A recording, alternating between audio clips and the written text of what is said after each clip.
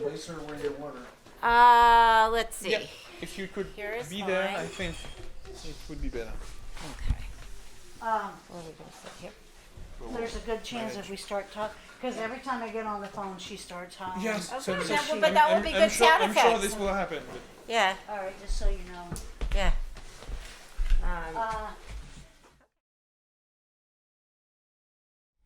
Oh gosh, chimps,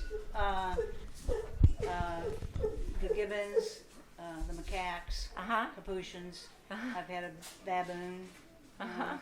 mandrill, Dogs, cats, dogs, cats, zebra, zebra, you know. pony. I think I saw Yeah, pony. there's some miniature horses and goats, Goats. That's right. I saw goats. chickens, yeah, I think he's competing. yeah.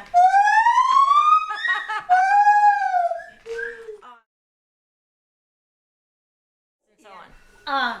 I've always had a love for animals. Uh-huh. My parents weren't exactly animal people as far as having animals in the house. Uh-huh.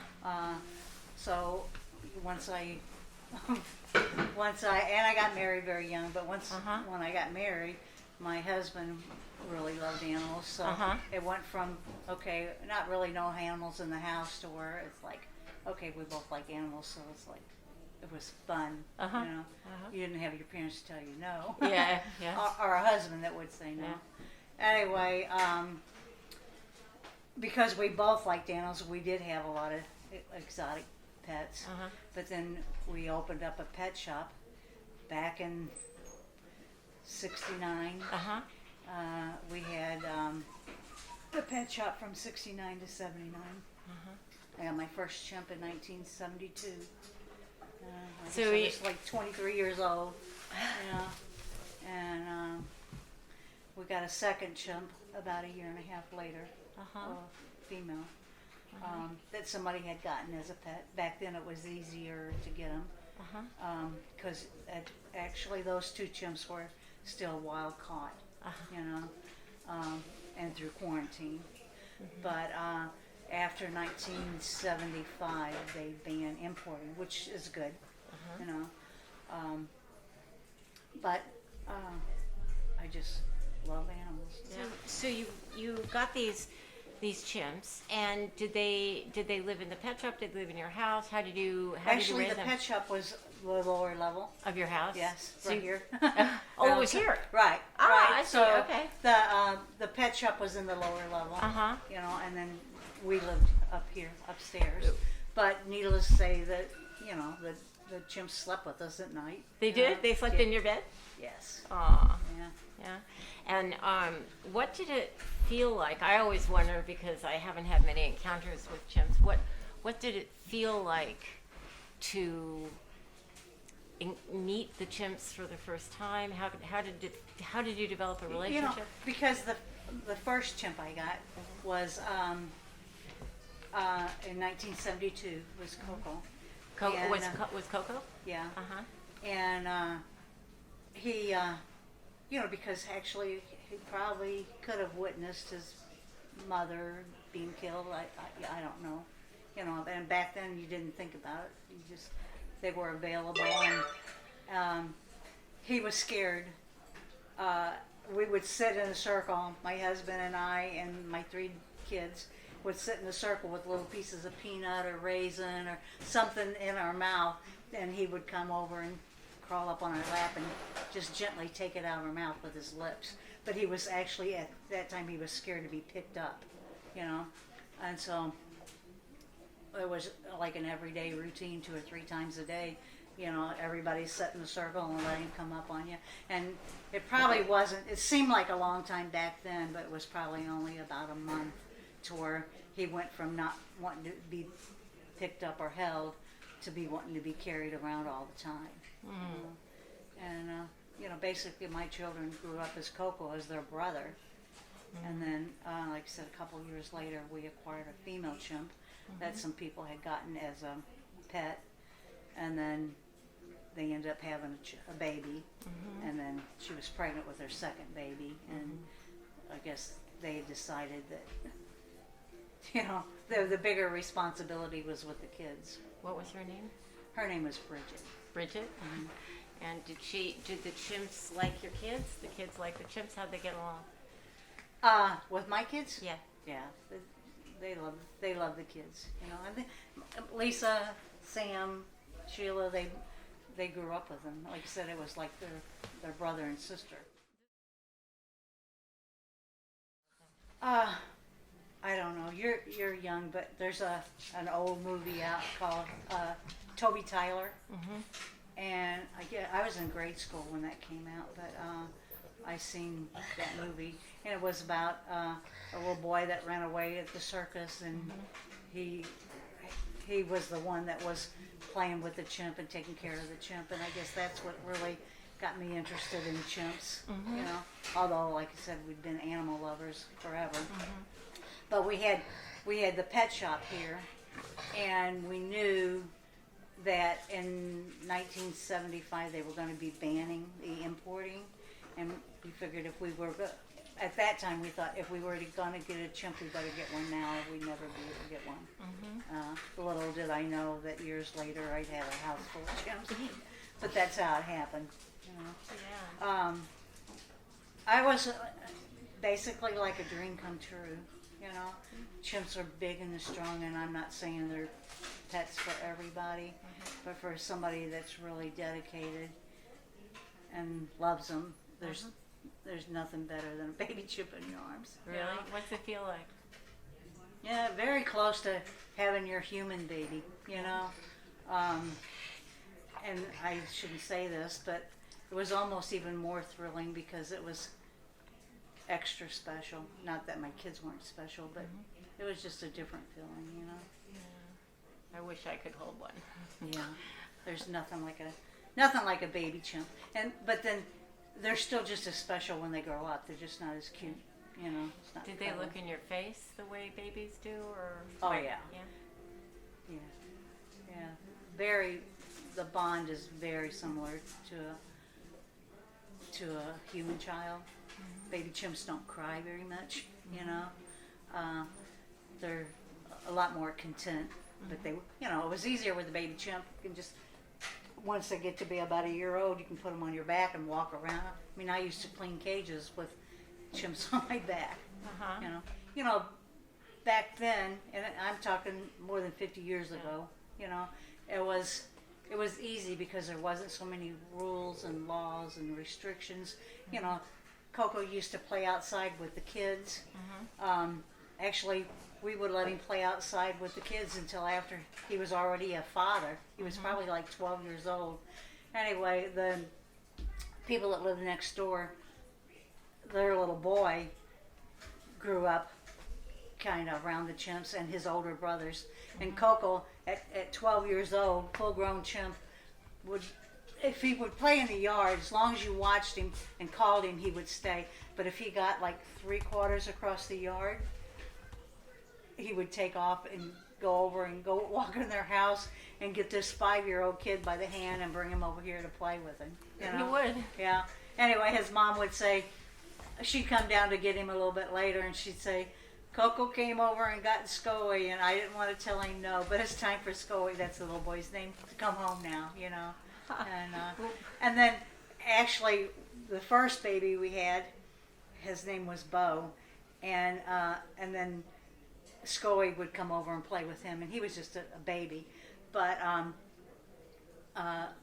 Bo would climb up on him, and Bo was he was bad about sucking on you. So at that time I was still working part-time, and I'd go to work with hickeys on my neck, Really? from the chimp, Anyway, his mom at one time, a little Scoy came over, and she says, Miss Connie, Mom said I could come play with Bo, but if I come home with one more suck mark, I'm going to get a whipping. So will you make him not suck on me? Anyway, she said it was really hard explaining to the kindergarten teacher where the hickeys were coming from. I bet it was. But things were fun back then, and it's just a lot different because a chimp now is like, with things have changed. It's like you can let them run loose, for their safety, or I guess other people's safety too. It's hard for people to believe, but chimpanzees have a natural instinct that they're extremely gentle with babies, and I guess at the time he still considered him a baby, and they're extremely gentle with handicapped, and they're extremely gentle with elderly people. And so he was just gentle. It's like he would actually Coco would push him around on the tricycle. Coco pushed the little boy on the tricycle? Yeah. Did Coco ever get on the tricycle? Was he able to? Oh, at this time Coco was pretty big. Oh. he was too big for the bike, But there's so many stories because he played out in the yard with the kids, and he was always super gentle and super good. At that time we always had dogs, and we had this little Boston Terrier that was actually one of Coco's best dog friend, and Coco would dangle his lead because we just let him go, but we had a lead on it. Anyway, he dangled the lead so the dog would get a hold of the lead, and then the Boston Terrier would lock their jaws in pretty tight, and then Coco would wheel him up, put him under his arm, and climb those big trees out there hanging onto the dog. A lot of times he would take the dog and get on top of the house. The dog would be running up on the roof, and Coco was right there, and he'd let him go, but he'd always catch the dog before he got to the end. And that's things like nowadays people would think, oh man, that's crazy or that's cruel, but the dog loved it, and so did Coco. So then what happened did you just acquire more, or how did it? Yes, let's see,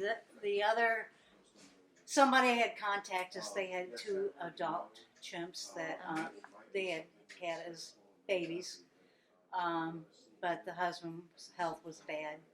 Anyway, we acquired those 2 chimps. It was another pair, and so they brought them here, and then actually I'm trying to even think, because there was a person that had called us that had a couple chimps that was in research, not invasive research, but some I don't know, communication studies or something. Anyway, they were looking for a place for chimps. And we took those, and it's like, I guess it was just hard to say no. When you've had them and you've lived with them, it was hard to say no. Of course, because the other option back then would have probably been going into another research facility that made biomedical research. So, how did you introduce the chimps to each other?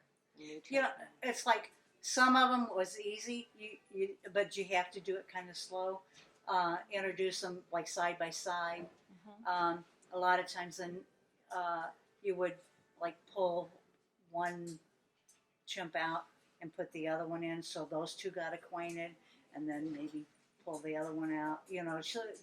Sometimes it took months to get them to where they were actually in like a social group without being something happening. But I don't know, just you do it and whatever works.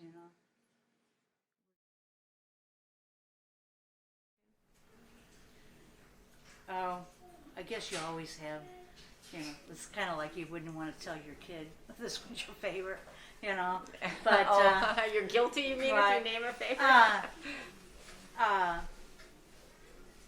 They're all special. They're all special. The second pair that I told you, you saw outside in the big enclosure, the old chimp that came here that doesn't have any teeth. She was a retired performer. She came here in '86 as an adult, but she was really good friends with. I can tell you when the guy brought her here, and he didn't get here till late at night, and she was not caged very seldom because he was with her all the time, but she came in. She was dressed. She was dressed like a boy. But we talked, and she was getting tired. And at that time, the couch was over on the other side. Anyway, she walked over, and she took her shoes. She had shoes on. She took her shoes off, and she took her socks off, and she put her socks inside her shoes and pulled the Afghan over and laid down on the couch and fell asleep. Oh my goodness. Who was this? That's Kimmy. That was so. Kimmy is the one that's 60 now. Yes. Yeah. Oh my God. But I guess the story I'm backing up. Her and Gabby were very best friends, and I can tell you. And there's been other incidents, but at one point, Gabby had Crystal, the little girl that's out there. She had the baby, and she didn't pass the placenta. Anyway, when I went back there, which is that room where the little girls are now, I noticed that Kimmy was carrying this baby, and I knew Kimmy was pregnant, but I thought she wasn't due. Anyway, I thought, oh my God, I can't believe she had her baby before Gabby did, because I knew Gabby was closer. Anyway, when I looked over in the corner, there was a lot of blood, and Gabby was just laying there, and she was really pale. Anyway, she would take that baby and carry it around, and when the baby started whimpering that it was hungry, she'd walk back over and take the baby and give it back to Gabby to nurse, and when it got done nursing, she would pick it up and carry it around. This was the day it was born. I had called Dr. Doug and told him, there's a problem, there's something wrong with Gabby. She did fine after that, but because of that baby bonding with her, that baby grew up with two moms, and they were older moms. They were both probably in their 40s when they had her, so it reminds me a lot of the story with Jane Goodall, Flint, with Flo, because Flo was an old chimp, and she had several babies. So it's kind of like humans, with your first baby, you worry about everything, and everything's got to be perfect, and your second baby, you're not quite, by the time you have your third baby, it's like, as long as it's fed, and it's not crying, and it doesn't have a dirty diaper, it's fine. And it was kind of, the older the moms are, the more spoiled the babies are. And because she had two moms, and two older moms, they let her get by with whatever she wanted, and she's very spoiled chimp. I lost Gabby a few years ago. I'm sorry. Did they get pregnant from the other chimps? Yeah. Wow. Okay. No, Dr. Doug came down. At the service. I'm sure you'll have to edit that out. I'm sorry. No. Yeah, and we'll edit. But and so, did you ever help with the mothering? Sometimes I've heard that the chimps it's like some moms are very good moms and take really good care of the babies. Some moms are good for a couple weeks, and then as us with human, you can lay the baby down and go do other stuff. The chimp moms, those babies are on them all the time. And those babies, even though they're teeny babies, they are strong and hang on and pull hair. I think sometimes the moms just get tired of the baby hanging on. And so at that time they start wanting to put them down. If they put them down and the babies keep crying and crying, then it gets everybody upset. So there's, we pull babies because of that reason. I've had to take babies the day they were born because the moms just wouldn't take care of them. So, but they don't throw them in a dumpster like people do. Yeah. Since we just had a little interruption, would you like to explain who just entered the conversation? Yeah, that's Andy, my adult female gibbon. And she likes to be the center of attention, so a lot of times when you're talking, it's like she wants to be vocal because she likes to be like, if you're talking, you're supposed to be talking to her. I see, so she's competing with you a little bit or trying to enter our conversation. Right. Well, now what's her name again? Her name's Indy. Indy, so now you're a star, Indy. What happened next? So tell us more about the growth of the farm, or what would you call it, a farm or a... I don't know. Okay. It's more like a rescue, a sanctuary. Sanctuary, okay. I don't know. It's the love for the chimps, I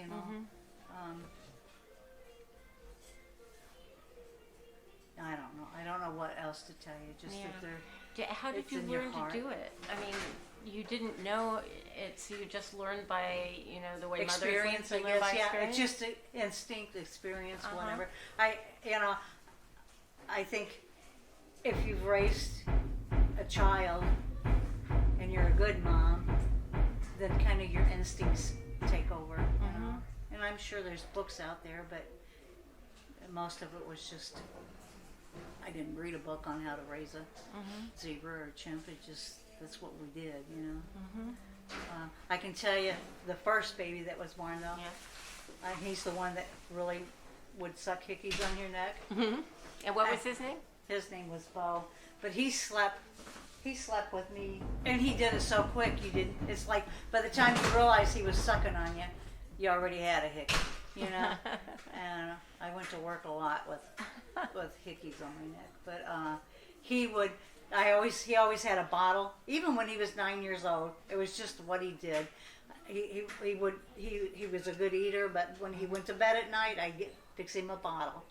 And there was lots of times like he'd drink his bottle and go to sleep, but if he'd wake up during the night, he thought he had to have another bottle. And so I'd lay there and act like I was sleeping, and it's like he'd start making the kissing noises, and he'd pry my hand open and put the bottle in his hand. And then I still act like I was sleeping, and next thing you know, he'd take the bottle and he'd pry my other hand open and put the bottle in that hand, and that went back and forth. And then if that didn't work, I didn't get up and get him another bottle. He'd slowly take his feet and he'd start pushing me out of bed, I just love him. And what happened to Bo? Bo died of aneurysm. I Sorry. guess he was 18 when he died. Sorry. It must be hard to lose. It is. It's hard. I mean, I don't know. It's just hard. Yeah.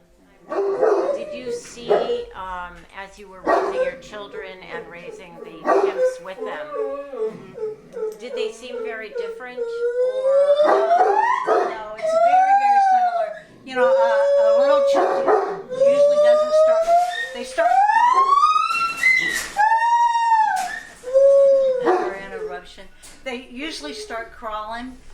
Like about 3 or 4 months. It's younger than a human baby, most of them, but they don't start actually letting go to try to walk until they're close to a year old. Some early ones maybe 9 months, but between 9 months and a year before they'll actually let go and start taking some steps, which is very similar to a little human baby.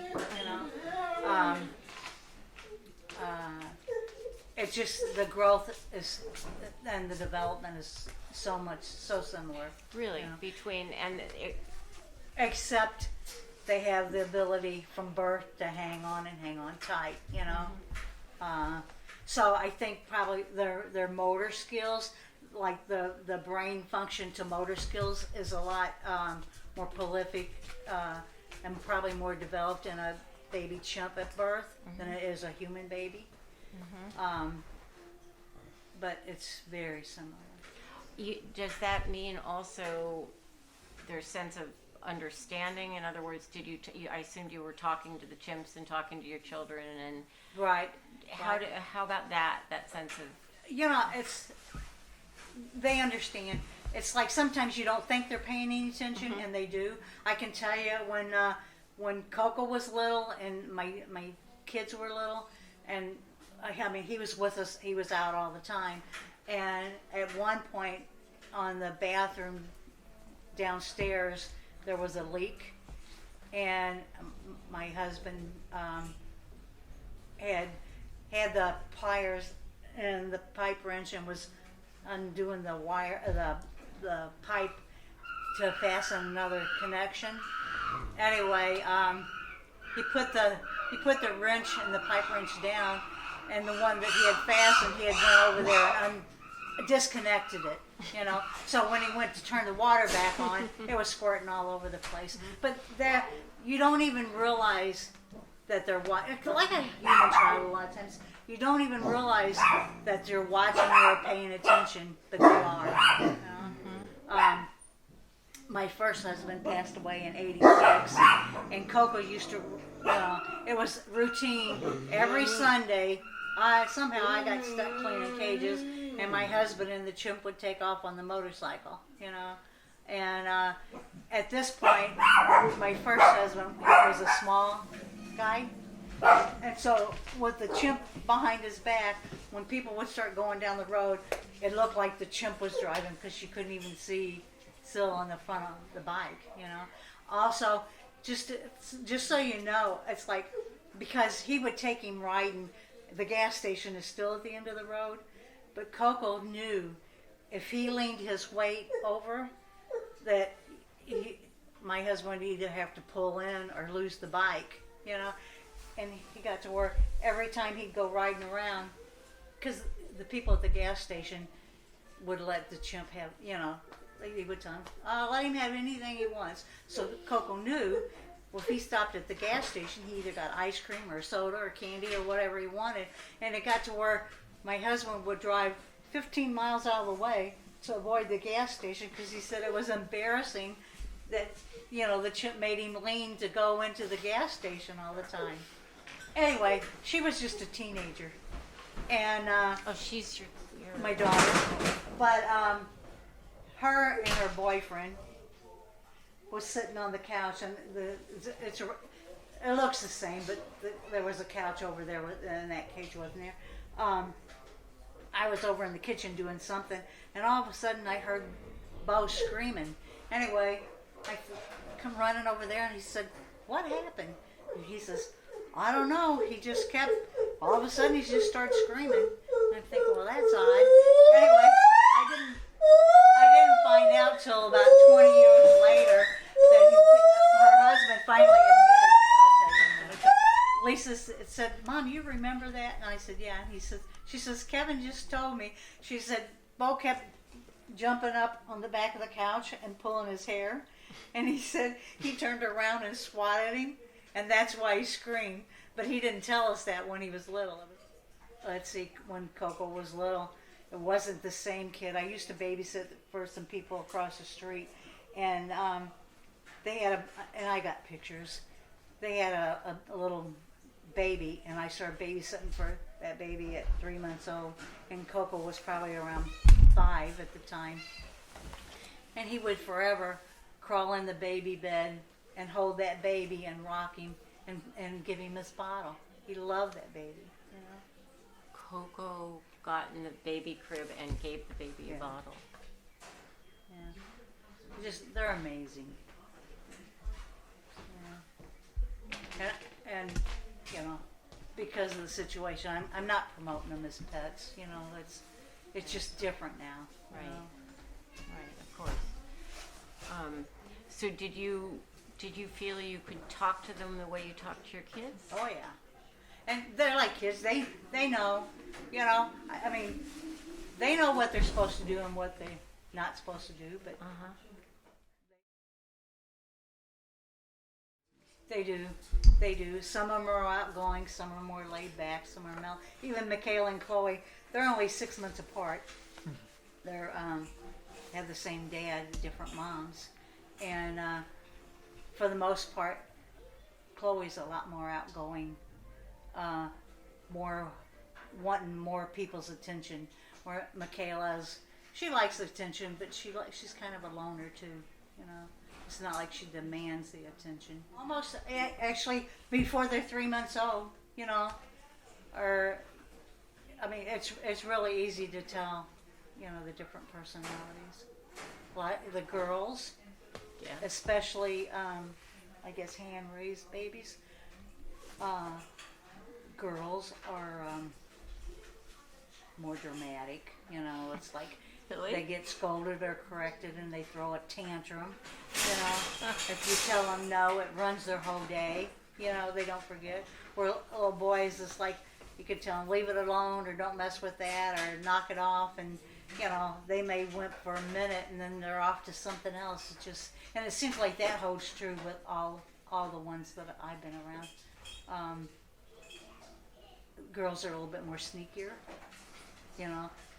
The boys, especially once the boys get to be about 9 years old, it's like they want to tear stuff up, and the girls want to. I guess the boys want to bang and make noise. I guess maybe not tear stuff up, but the girls, they want to figure out how things work and take it apart. You know, they don't want to slam stuff around. You know, I can tell you there's been times I went downstairs and they've had blankets and they've had them tied in knots. You know, then you go back and they've got the knots untied. Just something fun to do. Probably the first two. Only the first two. Yeah. Well, actually, the second maybe pair, another one. Yeah. The second pair was probably wild caught too. Although probably Tony was wild caught, because anything that would be now over 40 years old was actually probably a wild caught chimp. You know. Which is why I was asking you the question. Did you see a difference in the way the chimpanzees would behave? I can tell you, because I didn't get the second pair till they were already adults, Yes. so I don't know how They were when they were little. I'm sure that they were probably wild caught animals too, but they had already been humanized before I got them, and but I can tell you, Coco, which is the first chimp that I got in '72, and he was probably about a year old, maybe even a little bit older when I got him. He was scared of black people, and he was scared of anybody in a uniform. But I only assumed probably natives caught him, and probably maybe going through quarantine and being in quarantine, that maybe they were in uniform or something, because otherwise I don't know why. I mean, that wouldn't have been an instinct thing. It had to be something probably traumatic, or, you know, there had to be some reason why he was scared. What would they do if they saw someone in Bark at him. I mean, you know, they're barking like they're a threat and stay away from me, you know.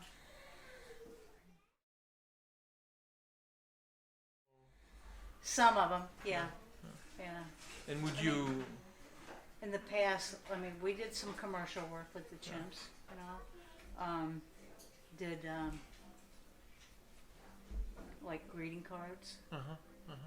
You were convincing them to participate. Well, how would it go? When you raise them in the house and you raise them like a kid, they understand so much more than what most people would realize. You know, just because they don't do it doesn't mean they don't understand it. Kind of like a kid, you know.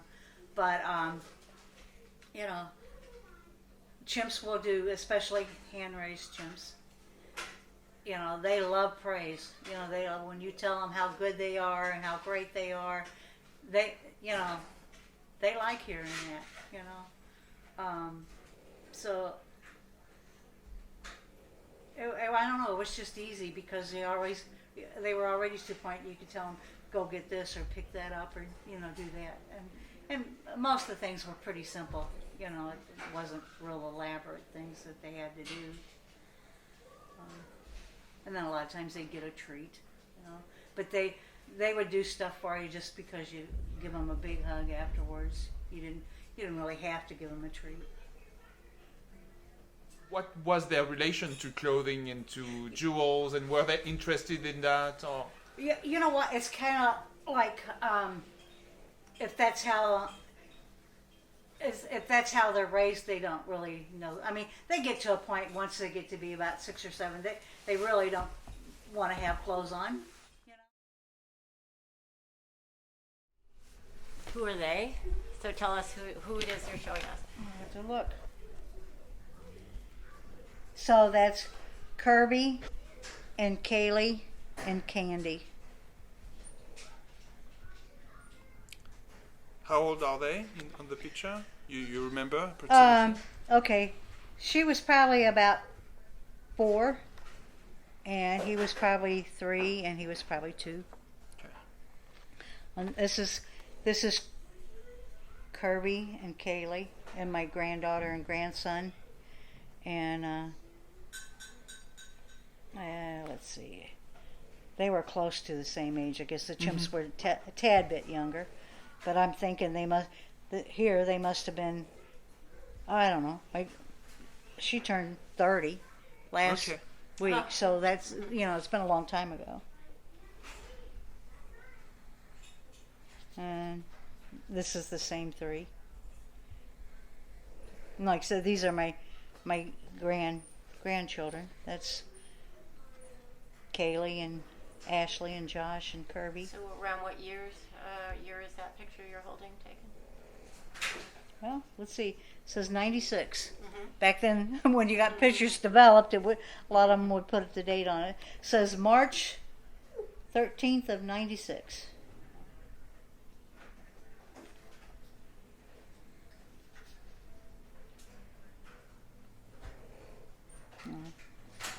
That's a cute picture. Oh, that's very cute.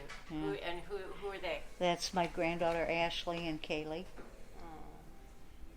And then this is Josh. I'm probably with Kirby. It's funny because even back then, Kirby always seemed to play more with Josh, and Kaylee always played more with Ashley. So it was almost like it wasn't set up that way. It's just what happened. The girl played with the girl, and the boy played with the boy more. But you can see they're swinging.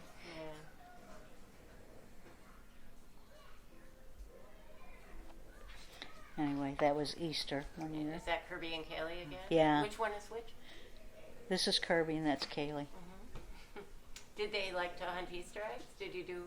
Yeah, we did. It was fun. They liked it, but they soon found the little plastic ones had candy in it, where the hard-boiled eggs didn't, and they would scoop up the plastic ones first. So they figured out they go on the hunts with your kids. Yeah. And this is Kirby and Kaylee again? Yeah. They're cute. Yeah. There too. That's a good picture. That's Kaylee and Ashley.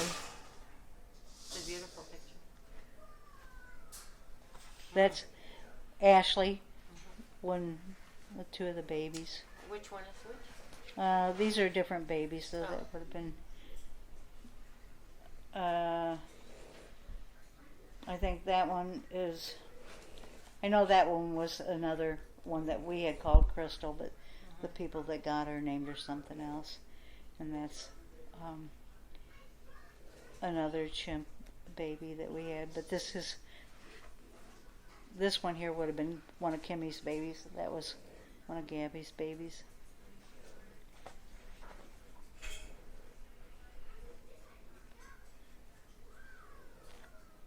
Anyway, you can see they're dressed alike. That was Yes. So you still live with about 8 or 9 or chimps, right, and some other assorted Right. monkeys and other animals. And over the years, you get up with them, you sleep. Tell me a little bit about your day, what it's like for you to live with these animals. You know, I've been doing it so long, it's kind of like it's just the same thing I do every day, you know? Yeah. First thing, especially, which I don't have anybody with a bottle anymore, but, you know, it's kind of like if you got a baby, first thing you do when you get up is give them their bottle and, you know, get them taken care of for the day. But and it's pretty much the same. I get up in the morning and I start soaking monkey chow for these little guys and make sure everybody up here's got their water, and then you know I take care of Michaela and Chloe, and then I go out to cooler and start fixing the food for the big guys downstairs. You make food for all of them, or well, you have food? The big ones, I feed produce. Like the big guys, I usually give. Sometimes I cut their stuff up for them, just because it's something else. Like you can scatter it or something different. But I also give them a lot of stuff. And then he's watching.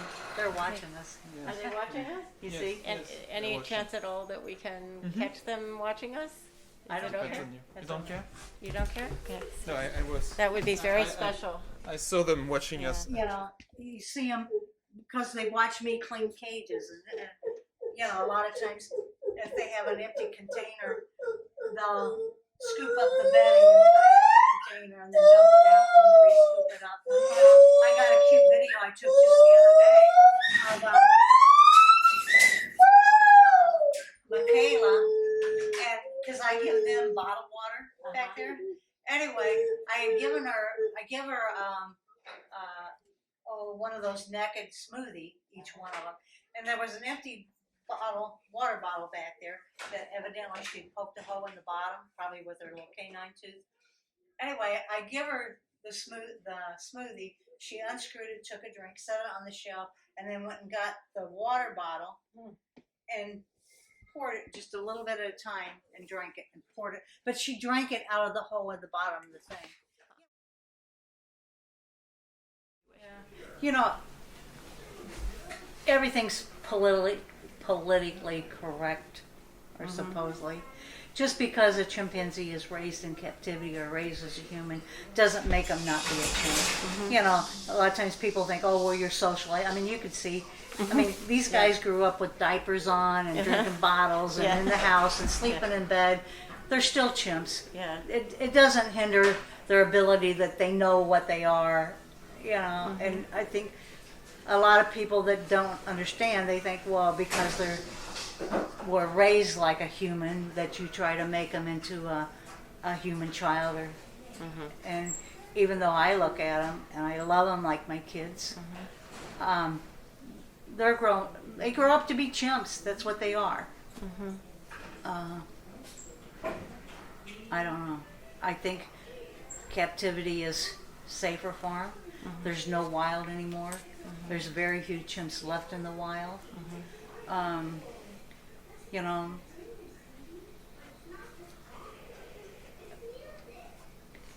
know, there's over the years, there's times people have asked me, well, so you know, when these guys get older, are you going to turn them back into the wild? They'd be slaughtered. You know, if another chimp didn't get them, poachers would. There's no safe place. Or tearing down the rainforest. There's no safe place for chimps actually, besides captivity. Yeah. You know. Yeah. And the other thing is, you know, I think especially people that follow animal rights, they think space. Yeah, I look at my guys and I think, would they be, because free isn't safe, would these guys rather be here where they can watch TV or get tickled or played and don't have to worry about their food and still get to interact with other chimps? Or would they rather be in the wild where somebody would kill them, or there's no trees to climb, you know, or poachers are going to get them? Are they going to be attacked by another chimp? It doesn't make me a bad person because I love them. And these guys are my family. And I love these guys. And they love me. You know, I know they love me. I'm the mom. You know, there's times when, you know, people that don't understand, because especially the males, if they see a stranger, they're going to display, you know, and then they think, oh, well, they're mean, you know. They're just doing what chimps do. You know, somebody else is in their area, especially if it's a male. They got to show another male that, hey, I'm the boss here, or at least they think they're the boss, you know. I just love my guys. We can see that. And they're smart. They're incredibly smart. Like I said, just because some of them don't show it doesn't mean they're not smart, because they are smart.